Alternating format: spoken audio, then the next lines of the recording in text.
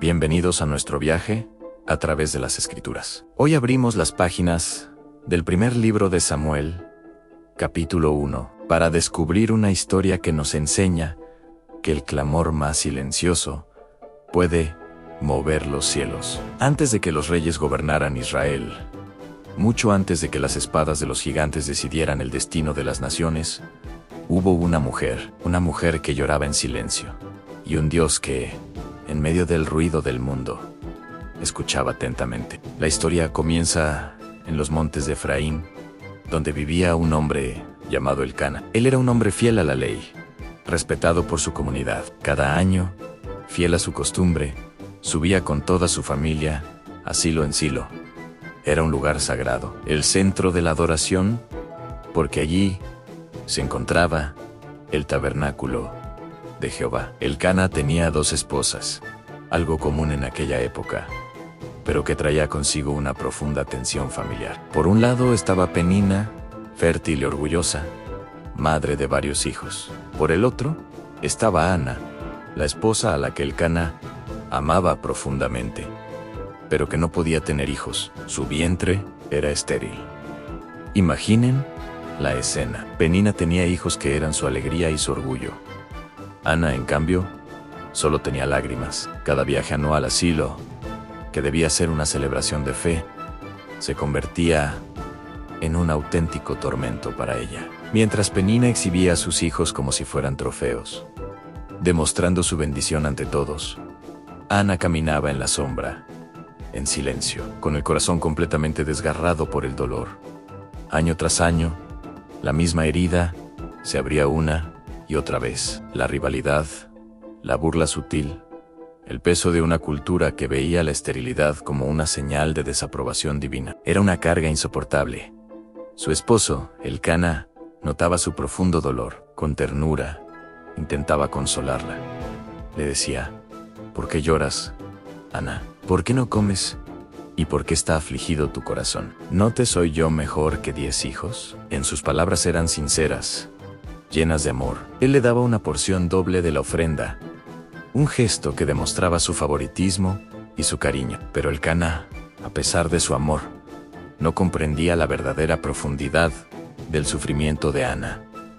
Ana, su dolor no era solo la ausencia de un hijo, era una angustia espiritual mucho más honda. Era sentirse vacía, incompleta y, sobre todo, olvidada por el mismo Dios al que iba a adorar. Cada risa de los hijos de Penina era un eco de su propio silencio. Una noche, durante la fiesta en Silo, el ambiente era de celebración. Las familias comían y bebían.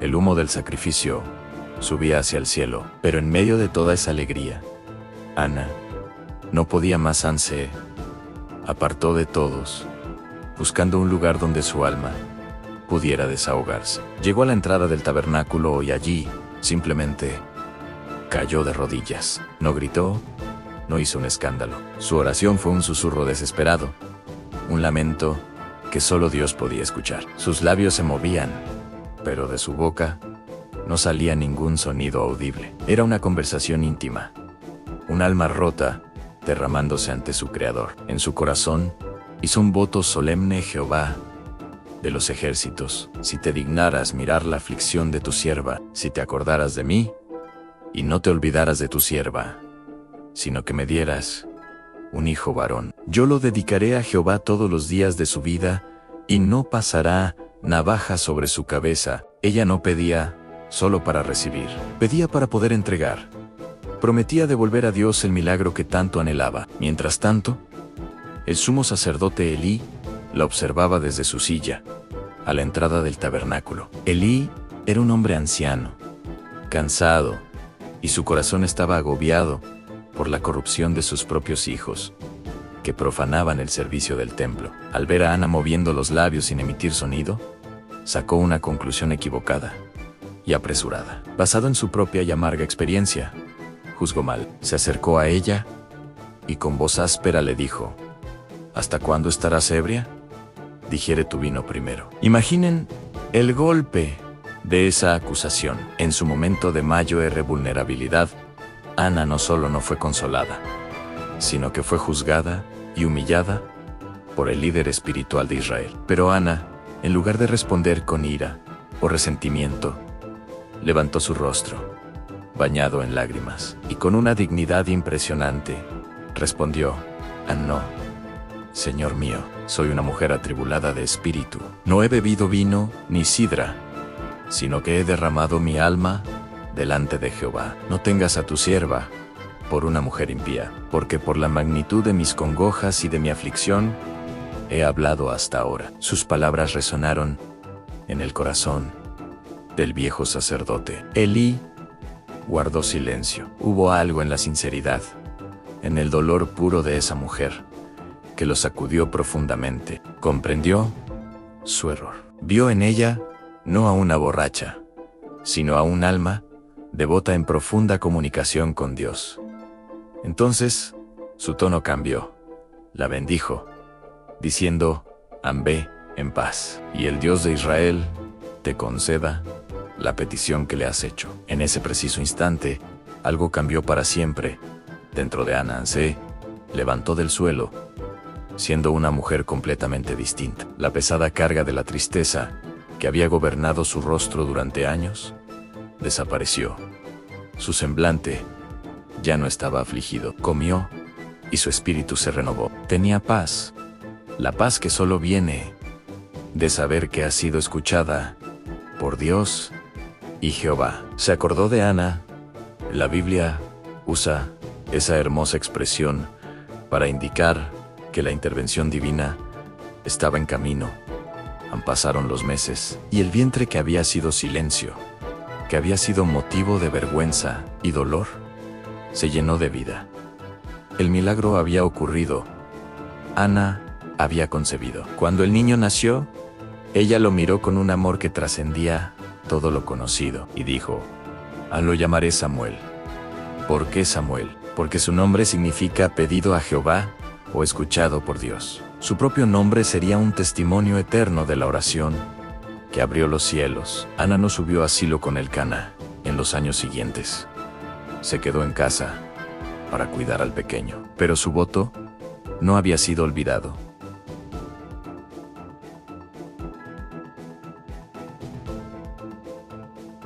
Tomó al pequeño Samuel, junto con ofrendas generosas, y emprendió el viaje a Silo. Llegó ante el sacerdote Elí, el mismo que la había acusado. Lo puso en sus manos y le dijo con una fuerza serena: «Señor mío, vive tu alma, Señor mío.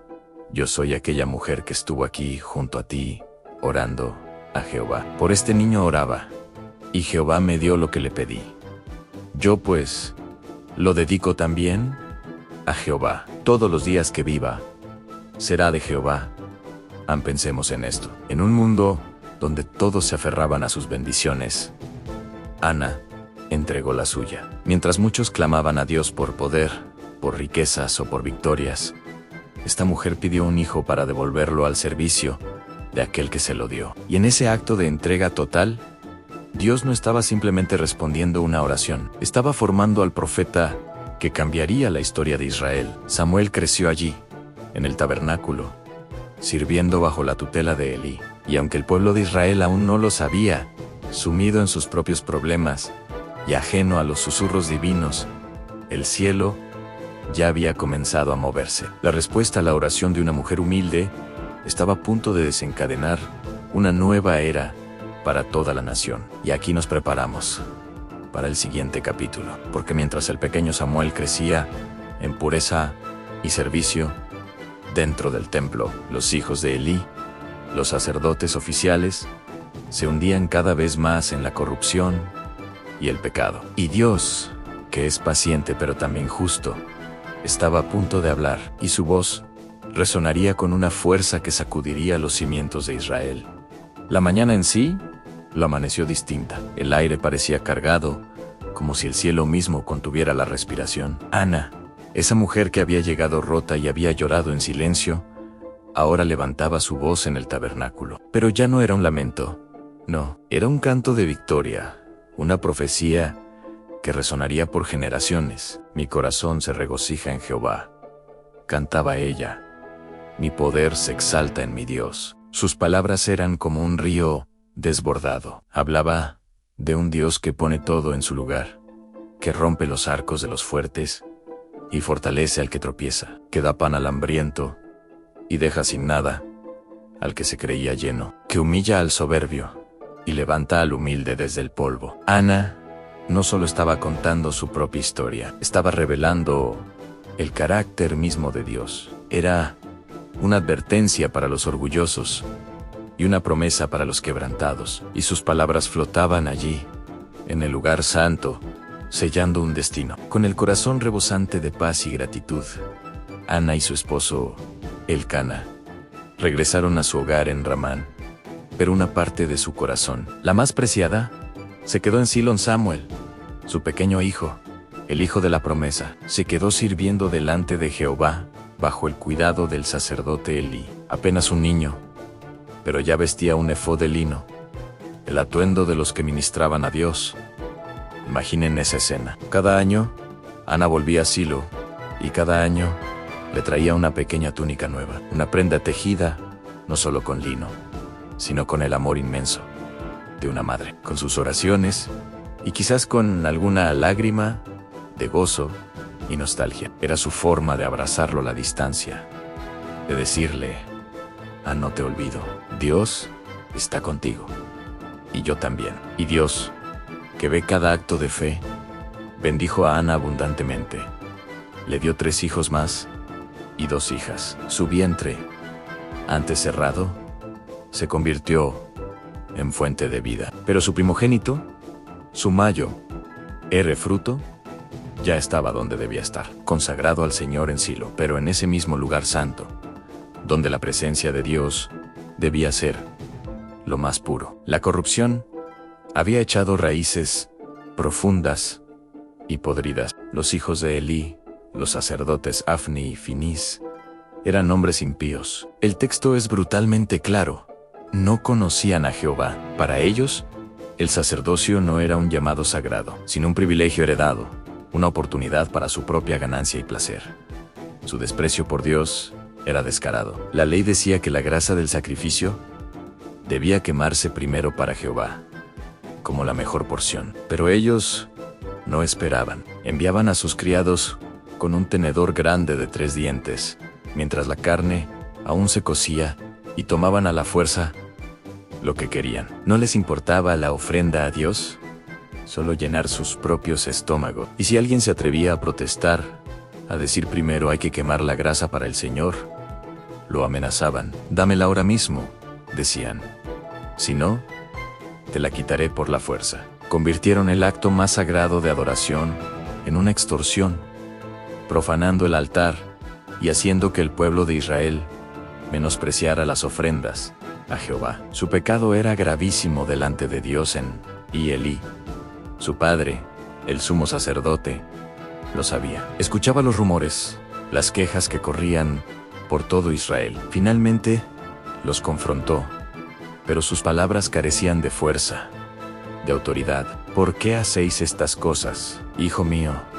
No es buena fama la que oigo que el pueblo de Jehová difunde". Era el regaño de un padre débil, no la corrección de un líder espiritual. Su intervención fue demasiado tibia, demasiado tardía. Había honrado a sus hijos más que a Dios, permitiendo que su casa se convirtiera en un nido de corrupción. Su autoridad estaba rota. Y en medio de este contraste tan oscuro, la Escritura nos muestra una luz brillante. Mientras Afni y Finís se hundían más y más en su depravación, el niño Samuel crecía y era acepto delante de Dios y delante de los hombres. 2 caminos se trazaban bajo el mismo techo del tabernáculo. 2 generaciones, 2 destinos completamente opuestos. Uno de rebelión y juicio, el otro de obediencia y favor. El contraste no podría ser más claro y deliberado. Dios estaba mostrando quién estaba de su lado. Entonces, la paciencia divina llegó a su límite. Un varón de Dios, un profeta anónimo, fue enviado a Elí con un mensaje que resonó como un trueno. No vino con palabras suaves, sino con la sentencia irrevocable del Todopoderoso. Le recordó a Elí cómo Dios había escogido a su familia, la de Aarón para servirle, para ser sus sacerdotes. Pero luego vino la acusación directa. ¿Por qué habéis pisoteado mis sacrificios y mis ofrendas? ¿Por qué has honrado a tus hijos más que a mí? El juicio fue demoledor. He aquí, vienen días en que cortaré tu brazo y el brazo de la casa de tu padre, de modo que no haya anciano en tu casa. Y tus 2 hijos, Afni y Finis, morirán en un mismo día. La promesa de un sacerdocio perpetuo para su linaje quedaba anulada por su infidelidad. Y luego, la declaración que se convierte en un principio eterno. A lo largo de toda la Biblia, yo honraré a los que me honran, y los que me desprecian serán tenidos en poco. Pero en medio del juicio, Dios también anunció su plan de redención, su solución. Y yo me levantaré un sacerdote fiel, que haga conforme a mi corazón y a mi alma, y le edificaré casa firme, y andará delante de mi ungido todos los días. Dios no se queda sin testigos. Si un linaje le falla, Él levanta otro. Si un sacerdote es corrupto, Él prepara a uno fiel. Elí escuchó estas palabras terribles y no hizo nada. No hay registro de arrepentimiento, de un clamor desesperado, de una acción correctiva drástica. Simplemente recibió la noticia de su ruina en silencio, resignado a un destino que él mismo había permitido. Y el capítulo cierra con esa imagen poderosa que lo resume todo, un contraste que pesa como la eternidad. Y el joven Samuel iba creciendo, y era acepto delante de Dios, y también delante de los hombres. Mientras la casa de Elí se desmoronaba bajo el peso de la sentencia divina, el niño que servía en el templo crecía en gracia y favor. Dios ya había decidido. El sacerdocio corrupto tenía fecha de caducidad. El juicio estaba a las puertas. Y el niño que dormía cerca del arca, sin saberlo, ya estaba siendo llamado a liderar a Israel hacia una nueva era. La voz de Dios, que había estado en silencio por tanto tiempo, estaba a punto de irrumpir en la noche y llamar a Samuel por su nombre. En aquellos días, la palabra del Señor escaseaba en Israel. No había visiones con frecuencia, el cielo parecía cerrado, y un pesado silencio se cernía sobre la tierra prometida. Era un tiempo de sequía espiritual, un tiempo en el que la voz de Dios se había vuelto un eco lejano, casi un recuerdo. En el tabernáculo de Silo, el centro de la adoración de Israel, la lámpara de Dios aún ardía, una llama vacilante antes de apagarse con el amanecer. Cerca del arca del pacto, el símbolo más sagrado de la presencia de Dios, dormía un joven llamado Samuel. Él servía al anciano sacerdote Elí, pero aún no conocía personalmente al Señor, porque su palabra todavía no le había sido revelada directamente. Su corazón era puro, pero su oído espiritual aún no había sido despertado. Entonces, en la quietud profunda de la noche, cuando el mundo contenía la respiración, una voz rompió el silencio. No fue un trueno, ni un viento recio, sino una llamada clara y personal. ¡Samuel! El niño se despertó de inmediato, pensando que era su mentor quien lo necesitaba. Se levantó y corrió hacia la alcoba de Elí. Con la prontitud de un siervo fiel, dijo: aquí estoy, porque me llamaste. Elí, medio dormido, lo miró con sorpresa. No te he llamado, respondió el anciano sacerdote. Vuelve y acuéstate en Samuel. Sin dudarlo, obedeció. Regresó a su lecho, pensando que quizás había sido un sueño. Pero el silencio no duró mucho. De nuevo, la voz resonó en la oscuridad del santuario, con la misma claridad. Samuel, una vez más. El joven se levantó, una vez más. Corrió hacia Elí. Aquí estoy, insistió. Seguramente me llamaste. Elí, ahora más despierto y confundido, negó de nuevo. Hijo mío, no te he llamado, vuelve a tu cama. El anciano sacerdote aún no percibía lo que estaba sucediendo. La costumbre y los años habían hecho que su propia conexión con lo divino se debilitara. Samuel regresó por segunda vez, la obediencia grabada en cada uno de sus movimientos, pero la noche aún no había terminado con él. Por tercera vez, la voz se escuchó, esta vez más firme, inconfundible. imposible de ignorar. Samuel, el niño se levantó por tercera vez y fue a presentarse ante Elí Ange. La escena se repitió. Aquí estoy, porque me llamaste. Y entonces, en ese instante, Elí comprendió. Una chispa de entendimiento iluminó su mente cansada. Sus ojos viejos vieron lo que su corazón temía y anhelaba a la vez. Dios estaba hablando de nuevo. El silencio se estaba rompiendo, pero no era él, el sumo sacerdote, a quien Dios llamaba. Era a este niño. Con una mezcla de solemnidad y resignación, le dio a Samuel la instrucción que cambiaría su vida para siempre. Ve y acuéstate, le dijo con una voz suave pero firme. Y si te vuelve a llamar, no vengas a mí en su lugar.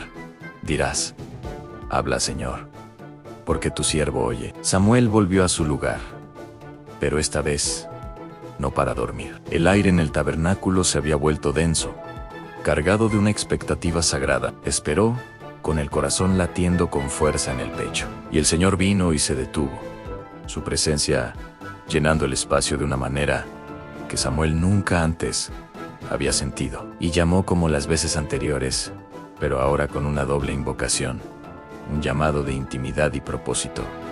Samuel. Samuel. El niño, recordando las palabras de Elí, respondió con una voz que temblaba de asombro y reverencia. Habla, Señor, porque tu siervo oye. En ese momento, el cielo se abrió para él. Pero las primeras palabras de Dios no fueron de consuelo ni de aliento, fueron palabras de juicio.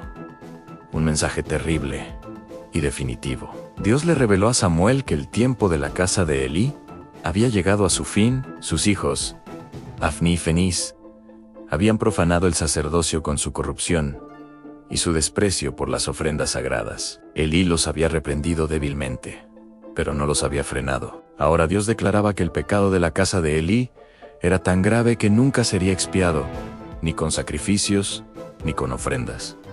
El tiempo de las advertencias había terminado. El juicio era irreversible. Samuel escuchó en silencio, cada palabra grabándose a fuego en su corazón joven. El peso de aquel mensaje era abrumador. Pasó el resto de la noche en vela, meditando sobre la terrible revelación, sintiendo la carga de ser el portador de una sentencia divina. Cuando el sol comenzó a despuntar en el horizonte y la luz del amanecer se filtró en el tabernáculo, Samuel se levantó para cumplir con sus deberes diarios. Abrió las puertas de la casa del Señor, como hacía cada mañana. Pero ese día, un miedo profundo lo paralizaba. Tenía miedo de contarle a Elí la visión, de ser el mensajero de una noticia tan devastadora para su mentor, el hombre que lo había criado. Elí, sin embargo, sabía que algo había sucedido. Llamó a Samuel. ¿Qué te dijo el Señor?, preguntó el anciano sacerdote, su voz cargada de una extraña calma. Por favor, no me ocultes nada. Que Dios te trate con todo rigor si me escondes una sola palabra de todo lo que te ha dicho. Con el corazón encogido, Samuel obedeció una vez más. Él le contó todo. No añadió ni quitó una sola palabra del juicio pronunciado por Dios. Le habló de la caída de su casa, de la ineficacia de los futuros sacrificios, del fin de su linaje sacerdotal. Cuando Samuel terminó, un silencio profundo llenó la habitación. Elí cerró los ojos, no con ira ni desesperación, sino con una aceptación sumisa y rota. Él es el Señor, respondió con una voz apenas audible. Haga lo que bien le parezca. En su corazón, Elí reconoció la justicia del decreto divino. Y desde aquel día, todo cambió. Samuel creció, y el Señor estaba con él. Cada palabra que Samuel pronunciaba, cada profecía, se cumplía. Ninguna de sus palabras cayó en tierra. Su reputación se extendió por toda la nación, desde Dan, en el extremo norte, hasta Beersheba, en el sur. Todo Israel supo que Samuel había sido confirmado como profeta del Señor. El Señor volvió a aparecer en Silo, porque se revelaba a Samuel por medio de su palabra. El largo silencio se había roto. La voz de Dios había regresado a Israel, no a través del sacerdocio establecido, sino a través de un niño dispuesto a escuchar. Y nada, absolutamente nada, volvería a ser igual. Una nueva era había comenzado, la era de los profetas, y Samuel fue el primero de ellos, el puente entre el caos de los jueces y la gloria del reino, el hombre que escuchó en la noche y trajo de vuelta la voz de Dios a su pueblo. Imaginen un ejército, el de Israel, listo para la guerra. El enemigo, a los filisteos, la confianza llenaba el aire. Pero, ¿era una confianza en Dios o en sus propias fuerzas? A veces, lo que creemos que es fe es en realidad un eco de nuestros deseos. Los líderes de Israel, en un momento de desesperación y orgullo, tuvieron una idea: traigamos el arca del pacto al campo de batalla. Proclamaron. Pensaron que, con el arca, el símbolo sagrado de la presencia de Dios, la victoria sería suya. Era como si quisieran forzar la mano de Dios, usar su poder como un amuleto de la suerte. El arca, esa caja de madera de acacia cubierta de oro, reposaba en Silo. Era mucho más que un objeto. Representaba la promesa, el pacto entre Dios y su pueblo. Era la señal visible de que Él caminaba con ellos. Así que, con gran solemnidad y pompa, los sacerdotes, incluidos los hijos de Elí, Afni y Fenís, la llevaron desde su lugar sagrado hasta el frente de batalla. La multitud gritó con júbilo al verla llegar. Creyeron que el estruendo de sus voces y el brillo del arca asustarían a los filisteos y asegurarían el triunfo. Pero la presencia de Dios no se invoca con gritos, ni se manipula con objetos, por más sagrados que sean. El ejército de Israel, envalentonado por la presencia del arca, se lanzó contra los filisteos con una energía renovada. Sus gritos resonaban en el valle, sus escudos brillaban bajo el sol. Sentían que nada podía detenerlos. Sin embargo, la batalla que siguió no fue como la imaginaban. La gloria de Dios no reside en la madera y el oro, ni en la fuerza de los hombres o el filo de sus espadas. Reside en un corazón humilde y obediente. Ese día, el corazón de Israel estaba lleno de orgullo. Y entonces, el desastre, los filisteos, en lugar de acobardarse, lucharon con más ferocidad que nunca. El ejército de Israel fue aplastado. Miles de soldados cayeron en el campo de batalla. La confianza se convirtió en pánico, los gritos de guerra en lamentos de agonía. La derrota fue total, devastadora, pero lo peor estaba por venir. En medio del caos y la carnicería, algo impensable sucedió en el arca del pacto.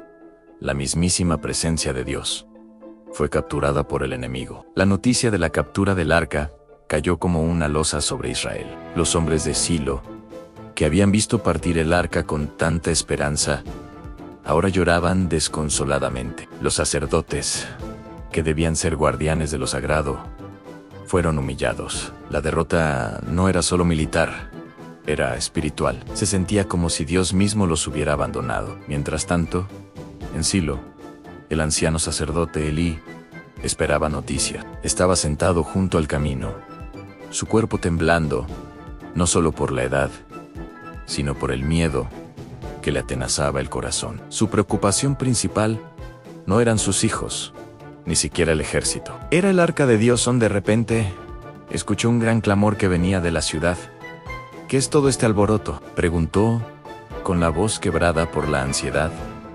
¿Qué sucede? Un mensajero llegó corriendo, sin aliento, con el rostro cubierto de polvo y el corazón hecho pedazos. Se postró ante Elí y le dio la terrible noticia en una sola frase que selló el destino de una nación. Israel ha huido de los filisteos, ha habido una gran masacre, tus dos hijos, Afni y Finís, han muerto, y el arca de Dios ha sido tomada. Al oír la mención del arca, el último pilar de su mundo se derrumbó. Elí, el anciano patriarca, cayó de su asiento hacia atrás, su cuello se quebró y murió en el acto. La tristeza y la justicia divina lo alcanzaron en el mismo instante. Un final trágico para un hombre que había visto el pecado crecer en su propia casa y no había tenido la fuerza para detenerlo. La noticia del desastre se extendió por toda la tierra de Israel, como un incendio incontrolable. El lamento se escuchó en cada aldea, en cada hogar. Las mujeres lloraban a sus hijos y esposos caídos, no solo por la pérdida de sus vidas, sino por la vergüenza de la derrota y la pérdida de su símbolo más sagrado. Entre ellas estaba Ana, la madre de Samuel, quien años atrás había entregado a su hijo al servicio de Dios en Silo. Ella entendía, quizá mejor que nadie, que la relación con Dios no se basa en rituales vacíos ni en demostraciones de poder. A través de esta tragedia, el pueblo de Israel aprendió una lección dolorosa pero fundamental. El poder de Dios no puede ser manipulado. No es un arma que se pueda blandir a voluntad, ni un talismán para garantizar la victoria. Dios no está al servicio de los planes humanos, por muy piadosos que parezcan. Su presencia requiere santidad, humildad y obediencia, no orgullo y presunción. La derrota no fue un signo de la debilidad de Dios, sino un juicio sobre la corrupción y la desobediencia de su pueblo. Mientras Israel lloraba, los filisteos celebraban. Habían derrotado a su enemigo acérrimo, y para colmo, habían capturado a su Dios. Llevaron el arca en triunfo a su ciudad Asdod y la colocaron en el templo de su ídolo, Dagón, como un trofeo de guerra. Pensaban que su Dios había vencido al Dios de Israel. Se regocijaron en su victoria, creyendo que habían demostrado su superioridad. Pero su alegría duraría muy poco. Pronto descubrirían por las malas que la gloria de Dios no puede ser contenida en un templo pagano, ni su poder puede ser subyugado por la fuerza humana. El arca del pacto, aunque capturada, no había perdido su poder. Su presencia en territorio filisteo no sería una bendición, sino una maldición. Para los filisteos, el verdadero terror apenas estaba por comenzar. Esta historia marca un punto de inflexión. Ya no se trata solo de la corrupción interna de Israel o del clamor de un pueblo que se había alejado de su Dios ahora. La historia se expande para mostrarle al mundo entero una verdad universal. La santidad y el poder de Dios son absolutos e invencibles. No pueden ser domesticados, ni por sus seguidores, ni por sus enemigos. El arca, lejos de su hogar, estaba a punto de enseñar una lección inolvidable sobre quién es el verdadero Señor del cielo y de la tierra. Imagínate esto. Has ganado la batalla más importante de tu vida. Has derrotado a tu enemigo más temido, y como prueba de tu victoria, te llevas su posesión más sagrada. Te sientes invencible, en la cima del mundo. Así es exactamente como se sentían los filisteos después de capturar el arca del pacto de Israel. Para ellos, no era solo un botín de guerra, era la prueba definitiva de que sus dioses eran más poderosos que el Dios de Israel. Llenos de orgullo, llevaron el arca a su ciudad, Asdod, y la colocaron en el templo de su dios principal, Dagón, como un trofeo. Pensaban que habían humillado a Israel y a su Dios para siempre, pero estaban a punto de descubrir, de la manera más dura, que nadie se burla del Dios vivo. La noche cayó sobre Asdod, una ciudad que celebraba su aparente triunfo, pero al amanecer, los sacerdotes de Dagón entraron en el templo y se quedaron helados. La imponente estatua de su dios, el poderoso Dagón, no estaba en su pedestal, estaba en el suelo, postrada boca abajo frente al arca del pacto. ¿Una extraña coincidencia? ¿Quizás un temblor? Durante la noche, confundidos, levantaron la pesada estatua y la volvieron a colocar en su lugar. Seguramente, solo fue un accidente, pero a la mañana siguiente, el horror fue aún mayor. Dagón había caído de nuevo, pero esta vez, su cabeza y las palmas de sus manos estaban cortadas, rotas sobre el umbral del templo. Solo su torso quedaba intacto. El mensaje era aterradoramente claro: su Dios, el símbolo de su poder, se había hecho pedazos ante la presencia del Dios de Israel. No había competencia posible. El ídolo inerte no era nada frente al creador del universo. El orgullo filisteo comenzaba a resquebrajarse, y el miedo empezó a filtrarse en sus corazones. La humillación de su ídolo fue solo el principio. Dios no iba a permitir que su santidad fuera profanada sin consecuencias. De repente, una plaga terrible y dolorosa cayó sobre la gente de Asdad. Tumores dolorosos comenzaron a aparecer en sus cuerpos, causando un sufrimiento insoportable. La ciudad, que antes celebraba con euforia, ahora estaba llena de gritos de agonía y desesperación. El pánico se apoderó de todos, desde el más pobre hasta el más rico. Nadie estaba a salvo. Además de los tumores, la Biblia menciona que la tierra fue invadida por ratones, que destruían sus campos y cosechas, trayendo ruina y más enfermedad. La mano poderosa de Dios estaba aplastando a Asdad, demostrando que él no era un amuleto que se podía capturar y controlar. Era el juez soberano, y su juicio había comenzado. Los líderes de la ciudad, antes tan arrogantes, se reunieron desesperados. Ya no había dudas. Con terror en sus voces, admitieron la verdad. El arca del Dios de Israel nos está destruyendo a nosotros y a nuestro Dios Dagón. En un intento desesperado por librarse de la plaga, los líderes de Asdad decidieron sacar el arca de su ciudad. Su solución: enviarla a otra de sus grandes ciudades, Gat. Pensaron que tal vez el problema era específico de Asdad. Quizás en Gat, la presencia del arca sería diferente, pero estaban terriblemente equivocados. Tan pronto como el arca llegó a Gat, la misma calamidad se desató con aún más furia. Una plaga de tumores aún más devastadora azotó a la población, causando una gran mortandad. Como dice la Escritura, el pánico era total. Nadie quería tener cerca esa caja sagrada que traía consigo tanto sufrimiento y muerte. El arca se había convertido en un objeto de terror absoluto. De nuevo, los líderes se vieron forzados a actuar. Ya no podían ignorar la evidencia. El Dios de Israel los estaba persiguiendo, ciudad por ciudad. Su poder era ineludible. Con el corazón lleno de pavor, decidieron enviar el arca a una tercera ciudad en Ecrón. Cuando los habitantes de Ecrón vieron que la caravana con el arca del pacto se acercaba a sus puertas, el pánico fue inmediato. Gritaron: ¿han traído el arca del Dios de Israel aquí para matarnos a nosotros también? Habían escuchado las noticias de Asdad y Gat.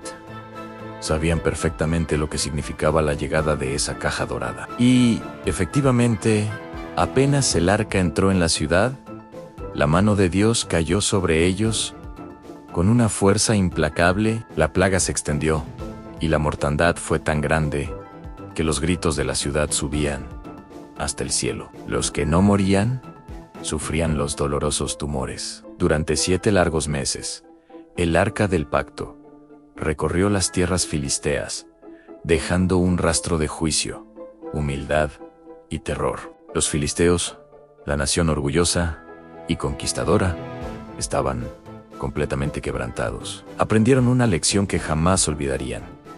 En el Dios de Israel no es un ídolo de madera o piedra. Es el Dios vivo y soberano, cuyo poder no puede ser contenido, controlado ni desafiado. Mientras tanto, en Israel, la noticia de lo que sucedía en Filistia debió de haber sido asombrosa. Habían perdido su símbolo más sagrado, se sentían abandonados por Dios, pero ahora escuchaban cómo su Dios estaba luchando por su propio honor en territorio enemigo, sin necesidad de un solo soldado israelita. Estaba humillando a los dioses y a los ejércitos de sus opresores. Esta historia nos enseña una verdad fundamental: el orgullo humano siempre será abatido ante la soberanía de Dios. Los filisteos creyeron que habían capturado a Dios, pero en realidad fue Dios quien los capturó a ellos en su red de juicio. No puedes poner a Dios en una caja, ni usar su presencia para tus propios fines. Él es el que dirige la historia,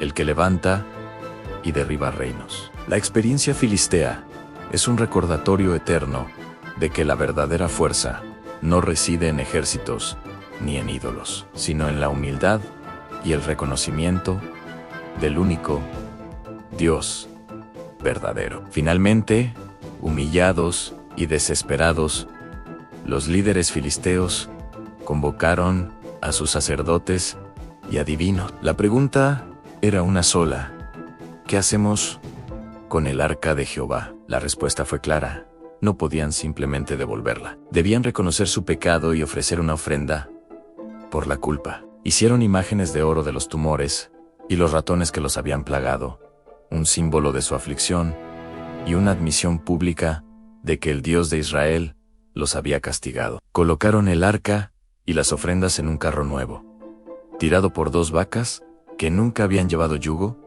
y que acababan de tener crías. Luego las dejaron ir, sin guiarlas. Si las vacas, en contra de su instinto natural de volver con sus terneros, se dirigían directamente hacia territorio israelita, sería la prueba final de que todo había venido de la mano de Dios. Y así fue. Las vacas caminaron en línea recta hacia Bet Sims, una ciudad de Israel, mugiendo mientras avanzaban.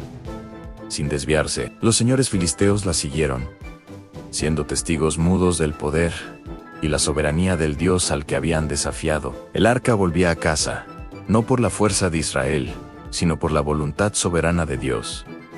La historia del arca en Filistia es mucho más que un relato de plagas y estatuas rotas. Es una poderosa demostración de la santidad y el poder de Dios. Nos recuerda que Dios no puede ser manipulado ni tratado como un objeto. Su presencia exige reverencia, respeto y obediencia. Los filisteos aprendieron por las malas que el orgullo conduce a la destrucción. Intentaron usar a Dios como un trofeo, pero terminaron siendo ellos el ejemplo de cómo Dios humilla a los soberbios. Para nosotros hoy, esta lección es vital. Tratamos a veces a Dios como un amuleto de la suerte, acudiendo a Él solo cuando necesitamos algo, pero ignorándolo el resto del tiempo. O reconocemos su soberanía absoluta sobre cada área de nuestra vida. La gloria no pertenece a los hombres, ni a sus ejércitos, ni a sus ídolos. La gloria pertenece solo a Dios. Él es quien tiene el control, y su poder siempre prevalecerá sobre el orgullo humano y las consecuencias de tratar lo sagrado con ligereza. Hablaremos del regreso del Arca del Pacto a Israel y del milagro que dejó a todos sin aliento. Así que prepárense, pónganse cómodos y abran su corazón a esta enseñanza. Recordemos que los filisteos habían capturado el Arca del Pacto en batalla, creyendo que se habían apoderado del poder del Dios de Israel. Pero en lugar de una victoria, encontraron desolación. El arca, en su presencia santa, trajo plagas y destrucción a cada ciudad filistea, donde la llevaron en primero a Asdod, luego a Gat, y finalmente a Ecronán. La estatua de su dios Dagón fue humillada, y la gente enfermaba con tumores dolorosos. El pánico se apoderó de ellos. El arca no era un trofeo, era la manifestación de un poder que no podían controlar ni comprender. En Ecrón, la situación era insostenible. Los líderes filisteos, desesperados y derrotados, se reunieron en un consejo de emergencia. El clamor era unánime: devuelvan el arca del Dios de Israel a su lugar Anchichikinus Machi a todos. Ya no había arrogancia, solo miedo y un respeto forzado. Se dieron cuenta de que no estaban luchando contra un ejército, sino contra el creador del universo. Entonces, sus sacerdotes y adivinos propusieron un plan. No podían simplemente devolver el arca. Debían hacerlo con una ofrenda por la culpa, un acto de contrición para apaciguar al Dios que los había afligido. La ofrenda era simbólica y muy específica. Por cada uno de los 5 gobernantes filisteos dijeron: deben hacer 5 réplicas de oro de los tumores que los han plagado, y 5 réplicas de oro de los ratones que están devastando la tierra. Era una admisión pública de su pecado y de la causa de su sufrimiento. Estaban reconociendo que la plaga no era una coincidencia, sino un juicio directo. Este acto era su manera de decir: hemos pecado contra tu poder, y te devolvemos no solo tu arca, sino también un tributo que testifica de tu justicia sobre nosotros. Pero aquí viene la parte más fascinante, la prueba final que ellos mismos diseñaron para confirmar si todo esto provenía realmente del Dios de Israel o si había sido una terrible mala suerte. Tomaron un carro completamente nuevo, uno que nunca había sido usado. Luego escogieron 2 vacas que acababan de dar a luz y que por lo tanto nunca habían llevado un yugo. Esto es crucial. El instinto natural de estas vacas sería volver con sus terneros, que fueron encerrados lejos de ellas. No querrían ir a ningún otro lugar. Colocaron el arca del pacto en el carro, y junto a ella, en una caja, las ofrendas de oro. Y entonces, los líderes filisteos declararon su prueba: dejen que las vacas vayan solas. No las guíen. Si toman el camino hacia la frontera de Israel, hacia la ciudad de Bet-Sims, entonces sabremos que ha sido la mano de Dios la que nos ha causado esta gran calamidad. Pero si no lo hacen, si vagan o regresan a sus terneros, entonces sabremos que fue solo una casualidad y que su mano no tuvo nada que ver. Estaban poniendo a prueba a Dios, pero al mismo tiempo estaban abriendo la puerta para que Él se manifestara de una manera innegable. La tensión era máxima.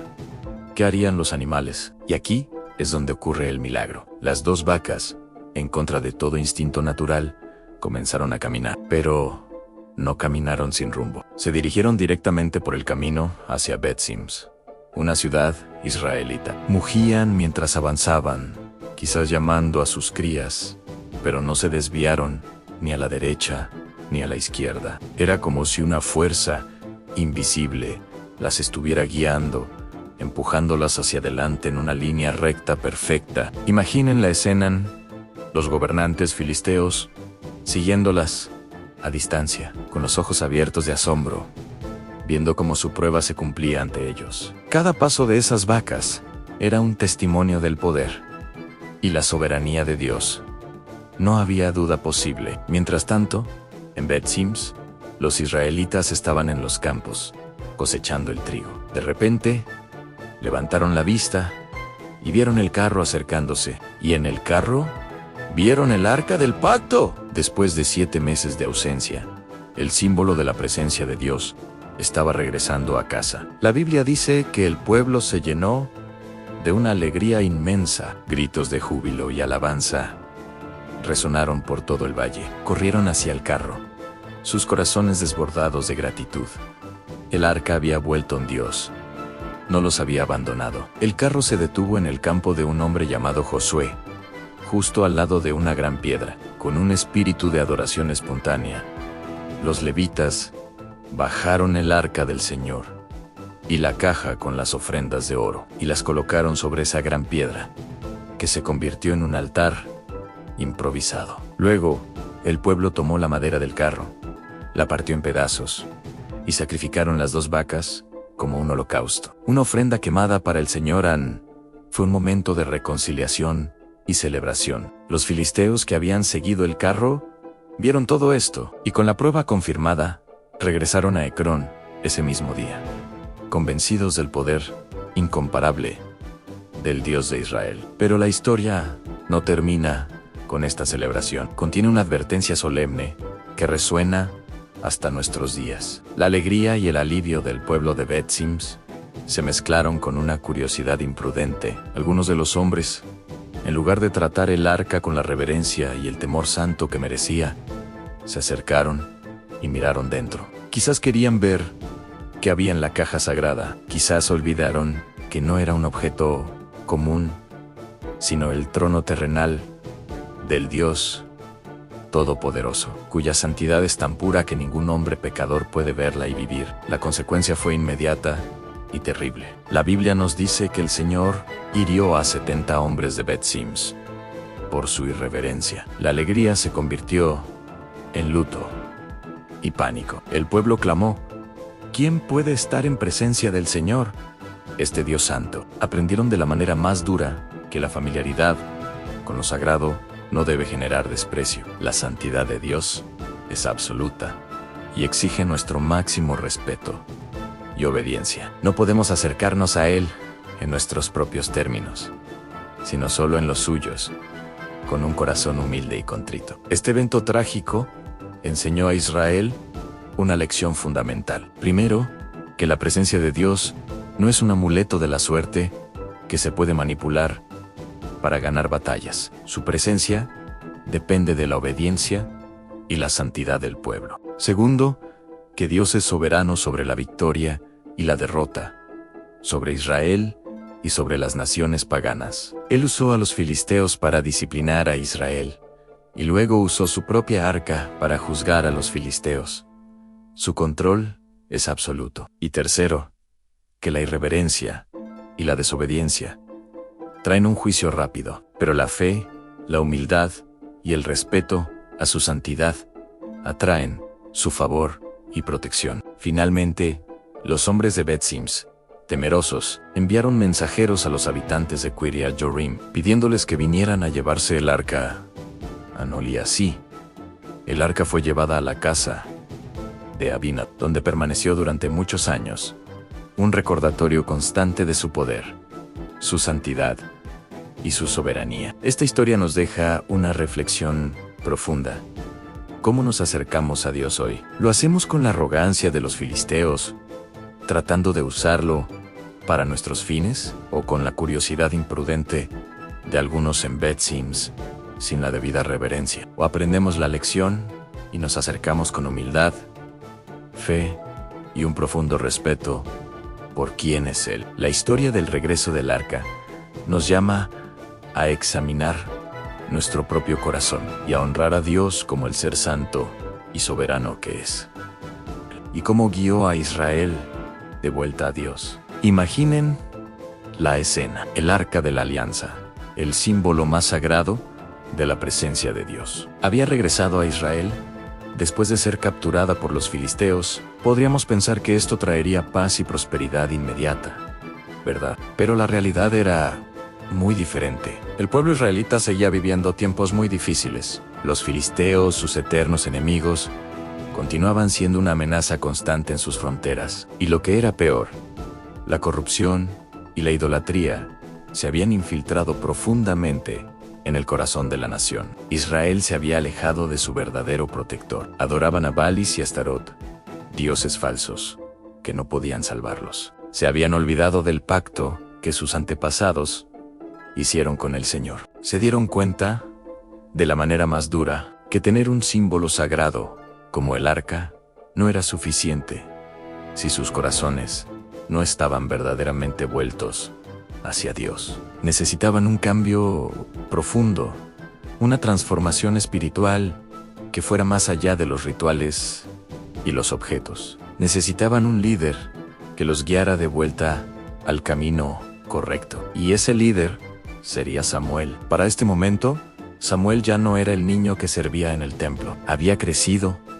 y se había convertido en un hombre respetado en todo Israel. Era conocido como un profeta genuino, alguien a través de quien Dios hablaba. Y también actuaba como juez, resolviendo disputas y guiando al pueblo en los asuntos cotidianos. Viendo la desesperación de su gente y la opresión de los filisteos, Samuel supo que había llegado el momento de actuar, no con espadas ni con estrategias militares, sino con un llamado al arrepentimiento. Así que convocó a toda la nación de Israel en un lugar llamado Mizpa.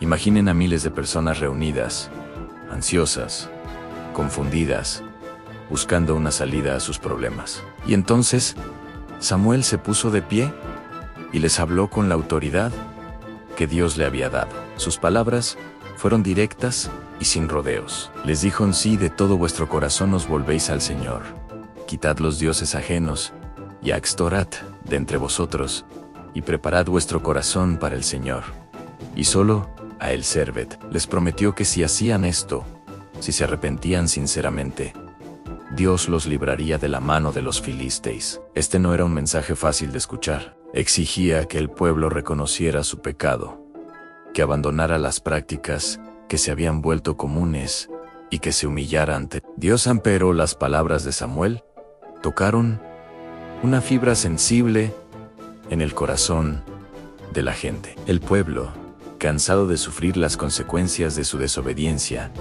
respondió con un solo clamor.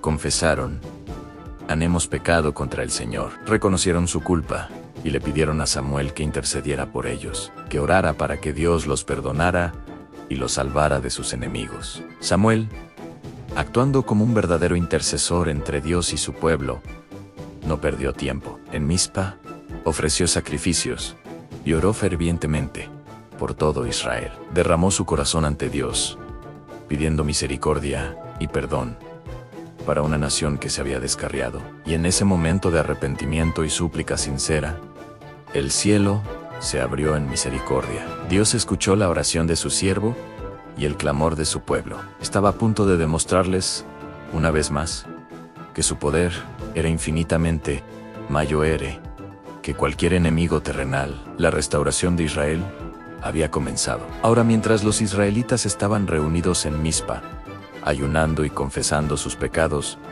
los filisteos recibieron noticias de esta gran asamblea y, como era de esperar, lo malinterpretaron por completo. Pensaron que Israel se estaba organizando para una rebelión militar, para una guerra. Así que, sin dudarlo, los príncipes filisteos movilizaron a su poderoso ejército y marcharon hacia Mizpa, decididos a aplastar a los israelitas de una vez por todas. Cuando los israelitas se enteraron de que el ejército filisteo venía hacia ellos, el pánico se apoderó de ellos. Estaban atrapados, no estaban preparados para una batalla, no se habían reunido para pelear, sino para orar. El miedo los paralizó. Corrieron hacia Samuel y le suplicaron: no dejes de clamar por nosotros al Señor nuestro Dios, para que nos salve de la mano de los filisteos. Toda su esperanza, su única esperanza, estaba en la oración de Samuel y en la intervención de Dios. Samuel, con una fe inquebrantable, tomó un cordero de leche y lo ofreció en holocausto completo al Señor y mientras el humo del sacrificio ascendía al cielo, Samuel clamó a Dios por Israel. Y la Biblia nos dice que el Señor le oyó. La respuesta de Dios no se hizo esperar y fue espectacular. Justo cuando los filisteos se lanzaban al ataque, el Señor tronó desde el cielo con un estruendo ensordecedor sobre ellos.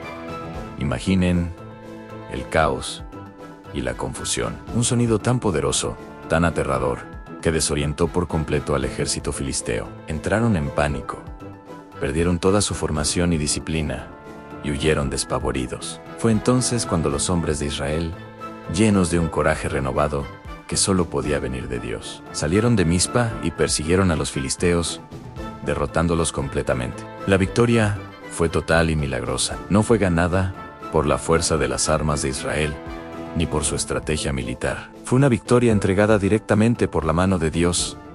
El pueblo comprendió en ese día una lección fundamental. Su verdadera fuerza no residía en ejércitos ni en carros de guerra, sino en la obediencia y la confianza absoluta en el Señor.